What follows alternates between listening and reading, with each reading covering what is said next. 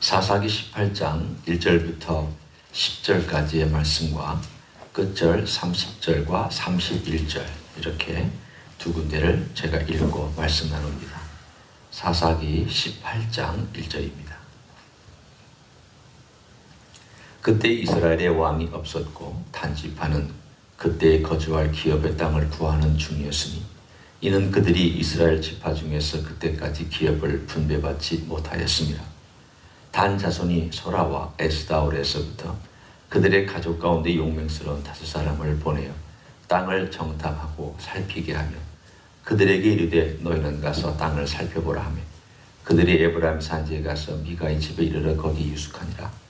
그들이 미가의 집에 있을 때에 그 레위 청년의 음성을 알아듣고 그리로 돌아가서 그에게 이르되 누가 너를 이리로 인도하였으며 네가 여기서 무엇을 하며 여기서 무엇을 얻었느냐 하니 그가 그들에게 이르되 미가가 이러이러하게 나를 대접하고 나를 고용하여 나를 자기의 제사장으로 삼았느니라 하니라. 그들이 그에게 이르되 자나건대 우리를 위하여 하나님께 물어보아서 우리가 가는 길에 형통할는지 우리에게 알게 하라 하니 그 제사장이 그들에게 이르되 평안히 가라. 너희가 가는 길은 여호와 앞에 있느니라 하니라. 이에 5사람이 떠나 라이스에 이르러 거기에 있는 백성을 본즉 염려 없이 거주하며 시돈 사람들이 사는 것처럼 평온하며 안전하니 그 땅에는 부족한 것이 없으며 부를 누리며 시돈 사람들과 거리가 멀고 어떤 사람과도 상종하지 아니함이라. 그들이 소라와 에스다올에서 돌아가서 그들의 형제들에게 이르매 형제들이 그들에게 묻되 너희가 보기 어떠하더냐 하니 이르되 일어나 그들을 치러 올라가자. 우리가 그 땅을 본즉 매우 좋더라. 너희는 가만히 있느냐? 나아가서 그 땅 얻기를 게을리하지 말라. 너희가 가면 평화로운 백성을 만날 것이요 그 땅은 넓고 그곳에는 세상에 있는 것이 하나도 부족함이 없느니라. 하나님이 그 땅을 너희 손에 넘겨주셨느니라 하는지라. 끝절 31, 32를 봅니다. 단 자손이 자기들을 위하여 그 새긴 신상을 세웠고 모세의 손자요 게르솜의 아들인 요나단과 그의 자손은 단 지파의 제사장이 되어 그 땅 백성이 사로잡히는 날까지 이르렀더라. 하나님의 집이 실로에 있을 동안에 미가가 만든 바 새긴 신상이 단 자손에게 있었더라. 아멘. 오늘 18장은 17장의 이야기의 연장선에 있습니다. 우리가 알고 있는 바대로 17장에는 미가가 한 레위 사람을 데려다가 자기 제사장을 삼고 우상을 만들고 그리고 이제는 여호와께서 자기에게 복을 주실 것이다 라고 말한 바로 그 장면에서 끝났습니다. 그리고 나서 그 다음 이야기가 단 지파의 이야기로 넘어갑니다. 단 지파는 유다와 베냐민 바로 옆쪽에 서쪽에 자리를 잡은 분배받은 지파입니다. 그러니까 그들 지파는 블레셋 사람들하고 늘 접촉하게 되어 있고 만나게 되어 있습니다. 우리가 삼손의 이야기를 함께 나누었을 때 삼손이 단 지파라는 사실을 이미 언급했습니다. 그리고 삼손의 이야기는 사사시대의 거의 말미 부분에 해당이 됩니다. 그러면 이 18장의 이야기는 어떤 시기에 해당이 될까?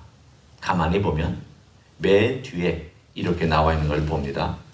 한번 보십시오. 30절에 보면 단자손이 자기들을 위하여 그 새긴 신상을 세웠고 모세의 손자요 게르솜의 아들인 요나단과 그 자손은 이렇게 쭉 나와 있습니다.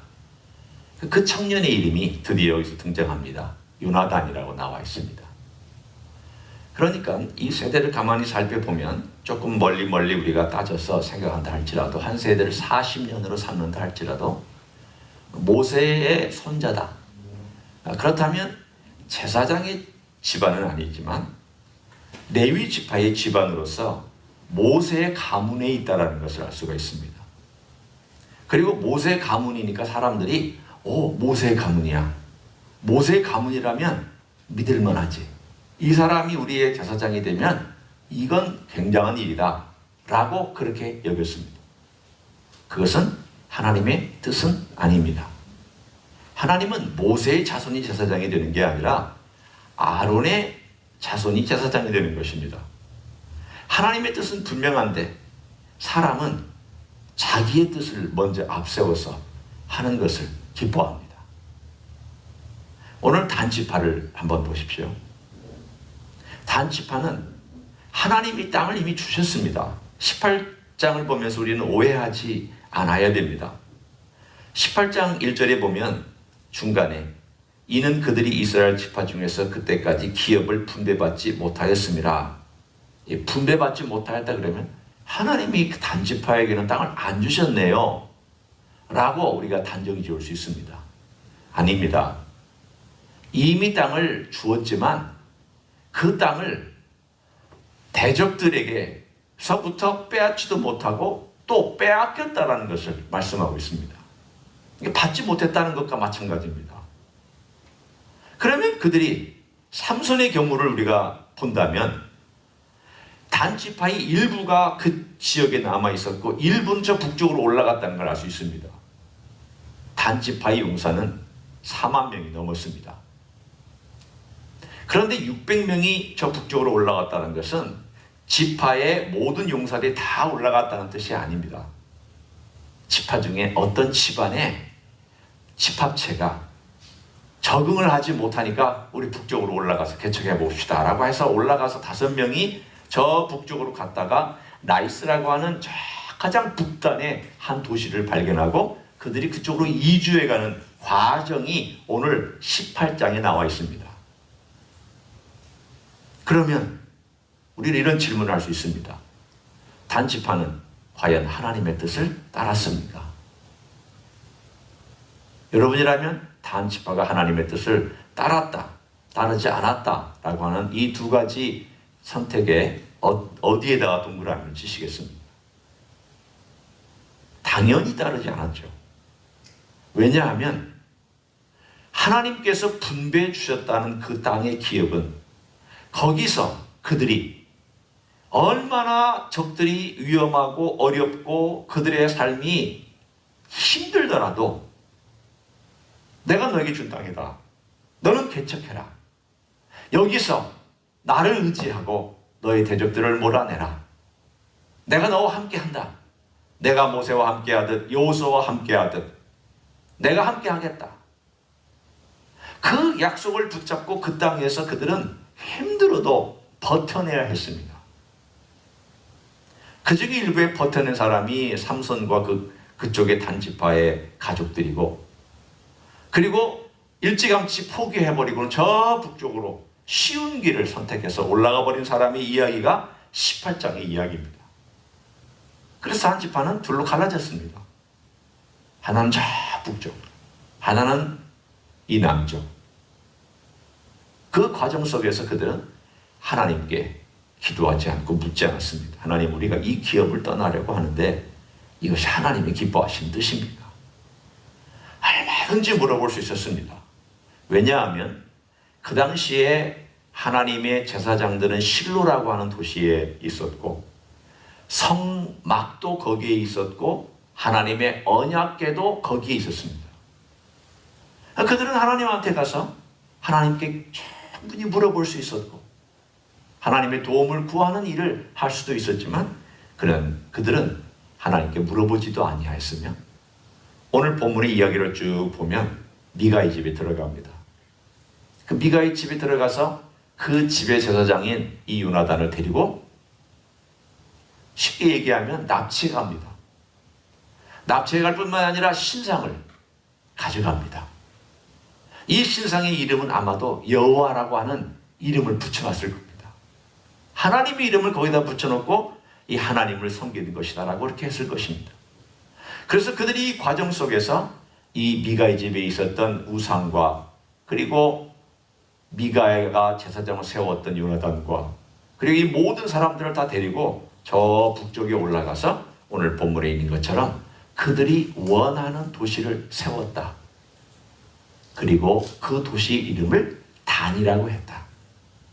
그 단이라는 이름은 그때부터 계속해서 이스라엘 사람들의 도시가 되었고 가장 북단 단에서부터 부엘세바까지라고 하는 이름의 명칭이 되었습니다. 그러니까 이스라엘 전체를 의미한 내용입니다. 그런데 그들이 잘 보시면 30절에 흥미로운 것을 발견할 수가 있습니다. 그의 자손은 단 지파의 제사장이 되어 그 땅 백성이 사로잡히는 날까지 이르렀더라. 무엇을 말씀하고 있습니까? 단 지파는 초창기부터 자기들의 제사장을 세웠습니다. 실로에 오지 않았습니다.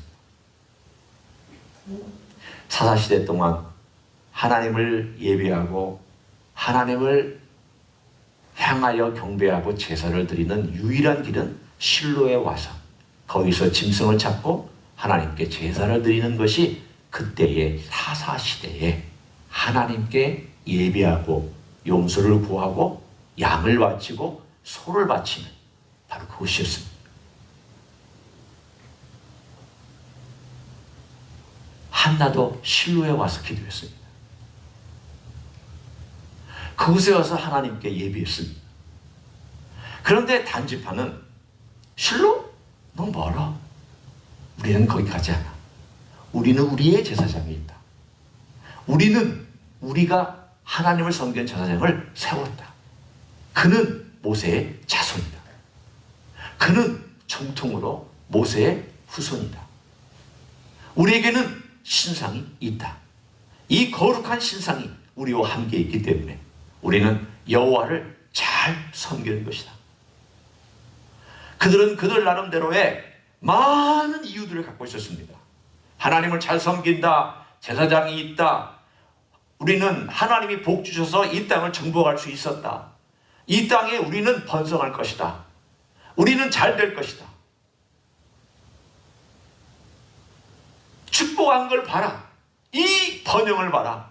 하나님이 복 주셨기 때문에 번영한 거다. 우리 자손들을 봐라. 이 땅을 잘 차지하고 풍성하지 않느냐? 하나님이 복 주셨기 때문이다. 여러분, 우리는 오해하지 않았으면 좋겠습니다. 일이 잘 된다고 하나님이 복 주셔서 잘 되는 건 아닙니다. 자손이 번성한다고 하나님이 복 주셔서 번성하는 거 아닙니다. 얼마든지 인간적인 방법으로 번성할 수 있습니다. 얼마든지 수단과 방법 가리지 않고 번성할 수 있습니다. 얼마든지 세상적인 방식 가지고 번성할 수 있습니다. 그걸 하나님의 축복이라고 말하는 것은 신앙을 모르는 이야기입니다. 오히려 이 세상에서 예수님 제대로 믿고 예수님 제대로 따르면 번성하기 어렵습니다. 오히려 제가 예수 잘 믿는 사람이 번성하지 않는다는 뜻은 아닙니다. 하나님 번성하실 거라도 하고 하나님 축복하실 수 있습니다. 그러나 제대로 믿으면 번성하지 못할 가능성이 더 높습니다. 어려움 당할 가능성이 더 높습니다. 진리대로 살고 법칙대로 살고 하나님의 수준대로 걸어가면 그것 때문에 예수 그리스도를 따르는 그것 때문에 핍박받습니다. 세계 몇몇 나라만 빼고는 예수 제대로 믿으면 다 핍박받습니다. 심지어는 이제 미국도 예수 제대로 믿으면 어려움 닥칠 수 있는 그런 날들이 앞으로 다가올 수 있습니다. 한국도 교회 쉽지 않습니다. 오늘 이 18장의 이야기는 우리들에게 사뭇 그 얘기를 쭉 해줍니다. 이들이 잘 되었다라고 하는 것을 너희들은 볼 때 겉으로 보기에는 괜찮다라고 얘기할 수 있겠구나. 이들이 자기 길을 잘 개척해서 갔다고 얘기할 수 있겠구나. 너희들이 보기에는 이들이 성공했군요. 승리했군요. 그들이 굉장히 좋은 선택을 해서 북쪽으로 올라가서 아주 멋지게 자기들의 삶을 개척했으니 박수를 칠 만한 일이군요. 성경은 완전히 반대로 얘기합니다. No. 하나님으로부터 제일 멀리 떠난 단지파를 보아라. 그들은 출발부터 끝까지 하나님 떠났다. 출발 떠날 때부터 자기의 기업을 떠나는 순간부터 그 과정 속에서 우상을 가져가는 것부터 남의 집안에 있는 사람을 납치하는 것부터 그리고 그 땅에 가서 그 민족을 멸살시키고 하나님이 주신 땅이 아닌 곳에서 그들이 신상을 세우고 살아가는 이 모습을 한번 보아라. 그리고 나서 오늘 본문에 나온 이야기가 거기에 나와 있습니다. 그 땅 백성이 사로잡히는 날까지 그랬다. 단지파가 제일 먼저 사로잡힌 지파입니다. 북쪽에서부터 강력한 나라가 쳐서 내려오면 제일 먼저 사로잡히는 지파가 어디였을까요? 바로 단지파입니다.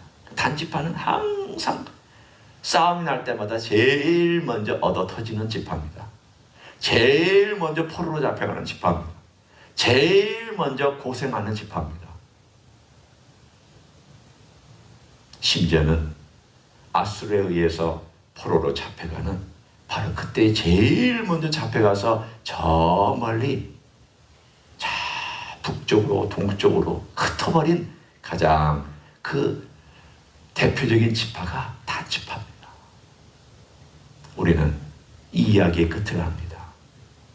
오늘 이야기의 끝을 쭉 보면서 우리는 다시 한번 우리의 시대로 돌아와서 이제 한번 생각해 봅니다. 하나님이 제일 싫어하시는 것이 무엇일까요?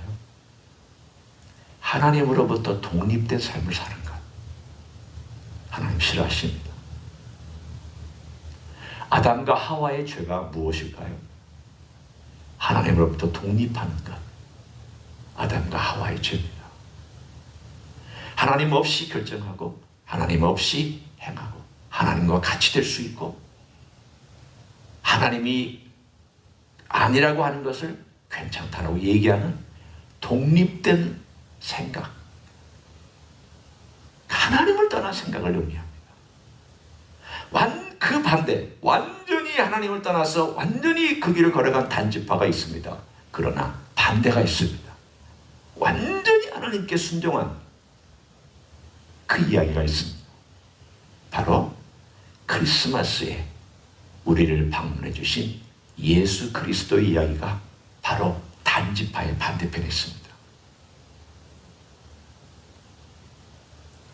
하나님으로부터 완전히 독립하려고 했던 단지파와 하나님께 온전히 순종했던 예수 그리스도의 이야기는 완전 대척점에 있습니다. 예수님은 자기 모든 것을 아버지께 내려놨던 분입니다. 겟세마네 동산에서 기도하실 때에도 그는 아버지의 뜻에 순종하려고 그 힘든 길, 그 고통스러운 길을 아시기 때문에 그의 마음의 갈등 속에서 기도하면서 이 잔을 내게서 옮겨주시면 안 됩니까? 아버지는 무엇인지 가능하니 그렇게 해주시면 안 됩니까? 라고 기도했던 겟세마네 동산이 있습니다.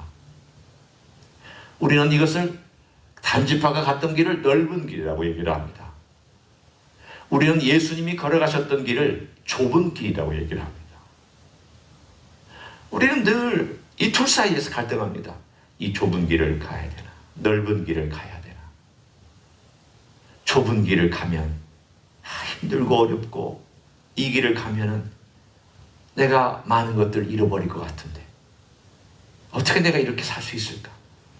넓은 길을 가면 사람들이 기뻐하고 웃고 떠들고 모든 것이 편안하게 보이고 잘 되는 것 같고 자식도 잘 되는 것 같고 모든 게 다 잘 되는 것 같고 좁은 길로 가면 심지어는 자식들이 왜 그렇게 좁게 사느냐고 왜 그렇게 엄마 아빠는 무식하게 사느냐고 그렇게 고지식하게 사느냐고 자식들이 또 얘기도 하고 이러한 이야기 속에서 우리는 어떤 선택을 하며 살아갈 것인가? 오늘 18장은 우리들에게 넓은 길 가다 그 길은 잘 되고 번성하는 길이 될 수도 있다. 그러나 하나님이 기뻐하시지 않는다. 그 결국을 봐라. 그 얘기를 해주고 있습니다. 좁은 길을 걸어가라. 예수님이 하신 말씀입니다. 우리 주님께서 주신 말씀입니다. 분명히 주님께서 너희들은 좁은 길로 들어가고 좁은 문으로 들어가라. 그 길은 생명으로 인도하는 길이다. 주님 점을 찍고 PID를 찍어주셨습니다. 오늘 미국에서 우리가 좋은 길을 선택하며 살아가는 거 쉽지 않습니다. 미국 사회가 더 어렵습니다. 희미하고 모든 것이 다 이렇게 섞여 있기 때문입니다. 그러나 그 길을 선택한 분들의 삶을 우리 주님께서 분명히 붙잡아 주실 뿐만이 아니라 그 결국이 생명으로 끝나며 그 결국이 우리 주님의 승리하심과 같이 승리로 끝날 줄로 믿습니다. 아멘. 그런 길을 살아가시기를 예수님의 이름으로 간절히 축원합니다. 기도하시겠습니다. 주님 고맙습니다. 넓은 길은 당장은 편해 보이고 당장은 번성해 보이고 당장은 웃음과 기쁨이 있는 것으로 보입니다. 그러나 그 끝에는 멸망이 있음을 말씀해 주시니 감사합니다.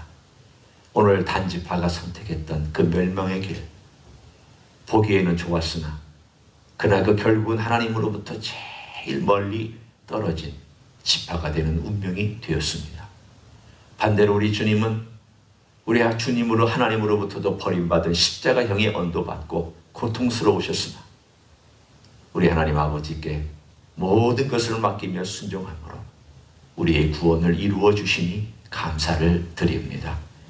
좁은 길을 먼저 걸어가셨던 분은 우리 주님입니다. 주님은 좁은 길을 선택하셨습니다. 그 길이 생명의 길이고 그 길이 멋진 길이고 아름다운 길인 것을 아셨기 때문입니다. 우리에게도 너희가 좁은 길을 선택하라고 말씀해 주시니 감사합니다. 주님, 주님의 말씀을 따라 주님의 뜻을 따라 주님의 기뻐하심을 따라 좁은 길을 걸어갈 수 있는 하나님의 종들이 되게 하여 주시옵소서. 이제는 우리 구주 예수 그리스도의 은혜와 하나님 아버지의 극진하신 사랑과 성령 하나님 교통하심의 역사가 넓은 길과 좁은 길이 있을 때에 좁은 길 선택하고 주님 함께 걸어가고 주님께서 이미 승리하신 그 길을 걸어가며 우리의 믿음이 더 깊어지고 더 의지하고 더 바라보는 삶을 살기를 소원하는 가정에서 예배드리는 종들 위해와 이 자리에 참여한 종들 위해와 주임지 희수교회 위해와 이민교회들과 한국교회들과 선교사님들 위해 이제로부터 영원히 함께 하실지어다. 아멘.